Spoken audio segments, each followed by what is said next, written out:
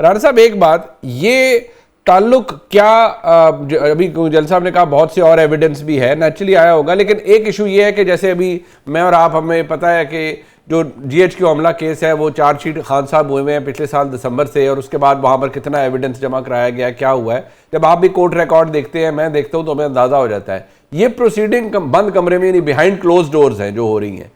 क्या जो दावा था, जो किया जाता रहा है कि इमरान खान साहब का लिंक फैज हमीद साहब के साथ एस्टेब्लिश होगा by the end of these investigations, और जो आखिरी लाइन है उससे लग रहा है कि ये मामला वही जा रहा है, तो क्या वाकई ये नजर आएगा हमें कि ये वाकई लिंक एस्टेब्लिश हो रहा है? क्योंकि फिर उसका ताल्लुक तो 2022 की उस लॉन्ग मार्च से भी निकल सकता है जिसका मकसद आसिम मुनीर साहब की अपॉइंटमेंट को सबोटाज करना था, उसका ताल्लुक फिर और चीजों से भी निकल सकता है।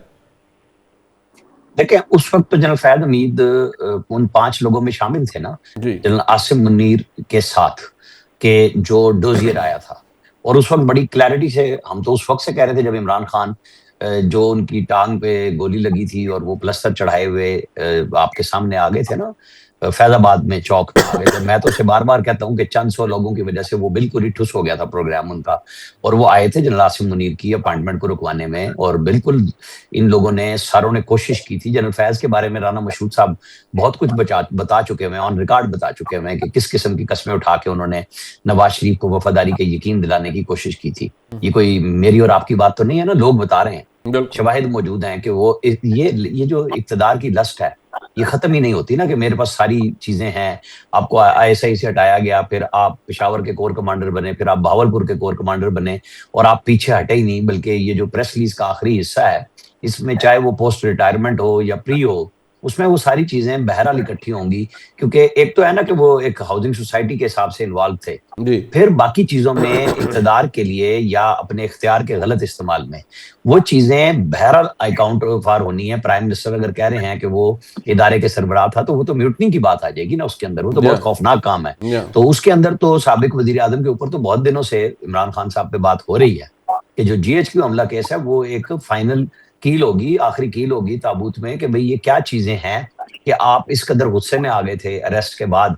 9 मई के दिन के लिए प्लानिंग आप पहले करके आए, बाद में आप क्या करते रहे। गुड टू सी वाले जजेस को और जो लोग इनके साथ अदलिया में बैठे हुए थे, उनके भी तो ताने बाने मौजूद है ना, जो हर फैसले को उड़ा दिया करते थे, जिनके नतीजे में उस हाई कोर्ट को भी तब्दील करना पड़ा। 26वीं और 27वीं तरमीम ऐसे ही नहीं आई हैं। हम तो बड़े खुल्लम खुल्ला कह रहे थे कि इन जजों के पास अपील नहीं लगेगी, पहले जज नए आएंगे और फिर अपीलें जाएंगी, क्योंकि वो बिल्कुल ये था कि इधर लाओ और उधर उड़ा देंगे। तो इंसाफ अगर एक तरफा होता है तो वो भी तो गलत है ना, वो भी जुल्म है।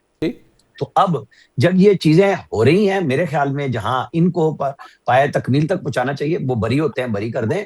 लेकिन ये जो एब्सोल्यूट इख्तियार है ना आर्मी चीफ के पास कि वो माफ कर सकते हैं, तो फिर तो बात ही कहानी खत्म हो जाएगी ना। इसको उस इदारे के अंदर भी एहतसाब के हवाले से देखा जाना चाहिए, जहां सिविलियन के ऊपर बात होती है, जहां बाकी इदारों की, अदलिया का भी बड़ा कड़ा एहतसाब होना चाहिए। सुप्रीम जुडिशियल काउंसिल में आप रिजाइन करें और पेंशन और मराद लेके आप घर चले जाएं। ये भी एक ड्रामा इस मुल्क में, पर्ची पे भर्ती होते हैं और लोगों को कहते हैं इश्तिहार देके भर्ती करो। इस मुल्क में सारा सिस्टम तब्दील होने वाला है, जरूरत है इसकी कि चपड़ासी तो आप भर्ती करेंगे इश्तिहार देके, वरना हम आपको पूछेंगे और एहतसाब के रेफरेंस में डाल देंगे, लेकिन आप जज भर्ती करेंगे तो मेरी मर्जी के, मेरे चैम्बर के। तो ये तो कोई तरीकाकार नहीं है ना, ये सारों को समझना होगा, सियासतदानों को भी, सिविल ब्यूरोक्रेसी को भी, मिलिट्री ब्यूरोक्रेसी को भी, अदलिया को भी। ठीक, टुवर्ड्स द एंड जल साहब लास्ट कमेंट, ये फौज ने तो अपना ये मिसाल बना दी, एक बहुत बड़ा प्रेसिडेंट सेट कर दिया, लेकिन जो भी इलीगल एक्टिविटीज हुई अगर उनमें कुछ और लोग भी इन्वॉल्व थे, जैसे राणा साहब ने कहा वो कोई भी हो सकते हैं, वो शायद कोई जज हो या कुछ हो, वहां भी एहतसाब होना चाहिए as a Pakistani, as a former serviceman. आपके जहन में क्या है कि फौज ने तो अपना प्रेसिडेंट सेट कर दिया है, क्या वहां पर भी कुछ होना चाहिए? You can't run Pakistan like this, Munib. देखिए ना, Pakistan is not a banana republic. एक कंट्री ऑफ स्टेचर है जी, it is not an ordinary country. ये नहीं हो सकता कि इसको चंद लोग यरगमाल बना ले जी, फिर तो माफिया है ना। फिर आप इनको इंस्टीट्यूशन ना कहें। इंस्टीट्यूशन किस चीज का नाम है? इंस्टीट्यूशन नाम है ऑर्डरली स्टेट को रन करने वाले जो लोग होते हैं या इंस्टीट्यूशन होते हैं। अगर आपने स्टेट को ऑर्डरली रन नहीं करना, अपना व्हिमसिकल करना है, एक आएगा वो शुरू हो जाएगा, एक रेकोटेक रोक दें, फ्लां कर दें, एडमिनिस्ट्रेशन में घुस जाएंगे। बट एनीवे, सबको अपना एहतसाब करना होगा। और अब कौन आपका ये लेगी नहीं जी ज्यादा। आप you can't make fool all the people all the time वाली बात है, वो इसकी चीज को बर्दाश्त नहीं करेगी। मैं तो समझता हूँ कि इसको अपॉर्चुनिटी के तौर पे लेना चाहिए। ये चैलेंज है या नहीं है, ये पब्लिक या एक पॉलिटिकल डिबेट या एक सेशंस नहीं होने चाहिए बस कि मीडिया पे आ गए। आप it should be a startup कि आप ये यहाँ से शुरू करें और इसको आगे लेकर, मैं तो कौन से भी कहूँगा कि आप प्रेशर इन चीजों पे डालें कि जी इंस्टीट्यूशंस को अच्छे तरीके से रन करें, सेल्फ अकाउंटेबिलिटी में जाएं, ताकि पाकिस्तान की जो अवाम है which is the missing piece unfortunately, वो गायब हो जाते हैं। उन बेचारों को तो अपनी इकोनॉमिक सोशल इकोनॉमिक चीजों में इतने फंसे हुए हैं कि उनके पास तो वक्त ही नहीं है जी किसी और चीज के करने का, ताकि वो मूव फॉरवर्ड हो जी। बिल्कुल। और ह्यूमन सिक्योरिटी हमारी इंश्योर है। It is not the security आप वेपन फौज जितनी मर्जी है कर ले, अगर स्टेट की गवर्नेंस ठीक नहीं होगी। देखिए ना, ये जितनी भी इनसिक्योरिटीज और इंस्टेबिलिटीज है, ये बैटल ग्राउंड से ज्यादा या बैटल फील्ड से ज्यादा in the corridors of governance, poor governance से निकलती हैं। ठीक है जी। तो Pakistan has to be governed. Pakistan की पॉलिटिक्स ने, पाकिस्तान के जस्टिस ने, पाकिस्तान की सिक्योरिटी ने, सब ने शेप अप होना है in order to run Pakistan for Pakistan. अच्छा जल साहब, एक बात ये भी जरा, क्योंकि आपका एक्सपीरियंस है, एक बड़ी आपकी इलस्ट्रियस करियर है, ये कितना गैर मामूली है? बिकॉज मैं जरा थोड़ी एक पर्टिकुलर बात आपसे पूछ रहा हूँ कि सजा हो गई 4 काउंट्स के ऊपर जो आया था प्रेस चार्जशीट के अंदर, जो नीचे एक बात है कि मैं अगर वो आपके सामने वो लाइन पढ़ देता हूँ कि सियासी अदम इस्तेहकाम और मजमूम सरगर्मियों में मुलव्वस होने के दीगर पहलू अलग से देखे जा रहे हैं। इसका मतलब है कि it is not over yet. ये 4 काउंट्स पे सजा हुई है, there is something more to come और मे बी समथिंग बिगर और there may be a lot more to come. जी बिल्कुल।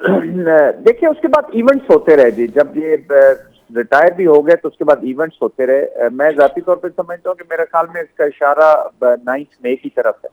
9 मई बहुत बड़ा इवेंट है जी, it can not be ignored. और इसके जब तक वो कहते हैं ना कि कंप्लीट जस्टिस में डिस्पेंस होगा 9 मई तक, तो पाकिस्तान की स्टेट आप अफोर्ड नहीं कर सकते। This is for the time to come.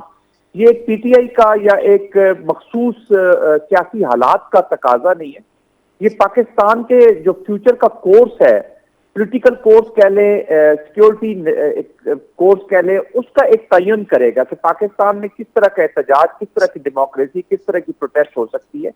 Protest democracy के लिए हो, उसको मजबूत करने के लिए हो तो ठीक है, लेकिन अगर स्टेट को हिलाने के लिए तो उसमें तो मेरा ख्याल में ये इशारा उसी तरफ है।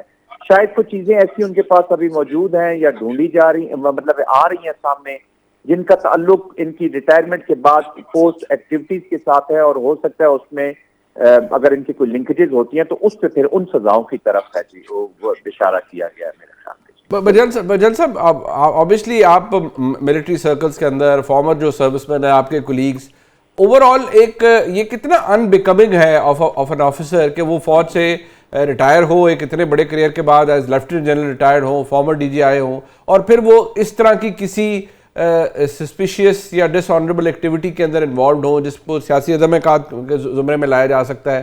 क्योंकि पाकिस्तान के वज़ीर आज़म ने जो कहा, मैं तो आपके सामने वो कोट कर रहा हूँ, उन्होंने कहा 9 मई साजिश थी पाकिस्तान के आर्मी चीफ के खिलाफ, और ये इदारे के अंदर से भी की गई और बहुत से लोग इसके अंदर, फिर इदारे ने भी उनको फारिग किया। ये कितना बड़ा अलार्मिंग चीज़ थी जो उस वक्त हुई आपके नज़दीक? देखिए फर्स्ट टाइम हमने तो अपनी हिस्ट्री में देखा जी कि फौजी जो तनसीबात थी और कोर कमांडर हाउस का आपने देख लिया, बाकी जगहों पर भी मिलिट्री इंस्टॉलेशंस को ऊपर इस तरह का पॉलिटिकल प्रोटेस्ट के बाद हमला किया गया। That is not acceptable. तो that was the critical thing. And of course, और दूसरा एक होता है जी कि एक आम ऑफिसर करे, और यहाँ पे कुछ ये बात ये नहीं है कि उन्होंने क्यों किया पॉलिटिकल एक्टिविटी, सबसे बड़ी बात है कि उन्होंने लॉ को ब्रेक किया है। अगर आपकी ये जो की अपॉइंटमेंट्स पे से आप रिटायर होते हैं तो आप फिर 5 साल के लिए you can't participate in the politics, किसी पॉलिटिकल एक्टिविटी में या उनके साथ मिलकर कोई एक्टिविटी, चाहे प्रोटेस्ट हो चाहे जो भी हो। और चीजें बड़ी होती हैं, सोशल प्रॉन्ग्स होते हैं और जो आपने करने होते हैं, लेकिन उसका ये मतलब नहीं कि आप पॉलिटिकल एक्टिविटी। तो